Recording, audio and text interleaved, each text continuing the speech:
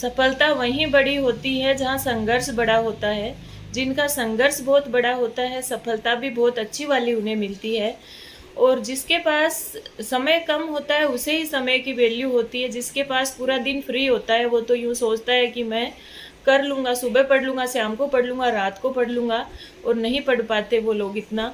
लेकिन जिनके पास बहुत कम समय होता है वो सोचता है कि ये आधा घंटा मुझे मिला है, मैं इसका सदुपयोग कैसे करूँ, इस समय मैं क्या पढ़ूँ, करंट पढ़ूँ, सब्जेक्ट पढ़ूँ या जीके पढ़ूँ।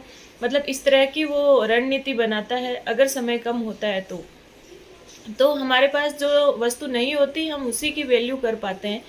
आज मैं बात कर रही हूँ मेरी उन बहनों से जिनके ऊपर पूरे घर की जिम्मेदारी भी होती है और बच्चों की जिम्मेदारी भी होती है, और उसी स्थिति में हमें तैयारी करनी होती है। और मैं भी इस चीज़ से गुजरी हूँ और गुजर भी रही हूँ। तो ये अपने आप में एक बहुत बड़ा मतलब बहुत बड़ी समस्या होती है कि सब चीज़ों के साथ में तैयारी कर पाना। और महिलाओं के लिए तो ये है ही, लागू ही होता है उन पे तो, क्योंकि कुछ ही महिलाएं कुछ ही शादी के बाद ऐसा कर पाती हैं कि सब कुछ छोड़कर तैयारी कर पाती हैं। बाकी तो सब कुछ को साथ लेकर ही हमें तैयारी करनी होती है। कुछ है, कुछ की बात छोड़ दी जाए जो जिनको इतना अधिक सहयोग मिल पाता है, या फिर परिस्थितियां भी सबकी अलग अलग होती हैं। तो हमें ईश्वर ने इतना शक्तिशाली और सहनशील बनाया ही है कि सब चीज़ों को साथ लेकर हम एक नया मुकाम हासिल कर सकें।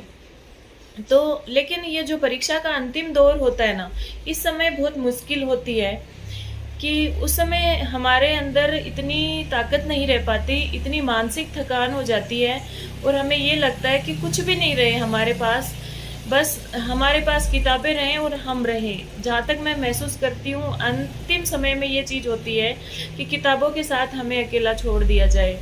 लेकिन वो चीज़ नहीं हो पाती, क्योंकि एक दिन भी हमारे बिना नहीं चलता, क्योंकि बच्चे हमारे ऊपर आश्रित होते हैं, दूसरी भी बहुत सारी परिस्थितियाँ होती है।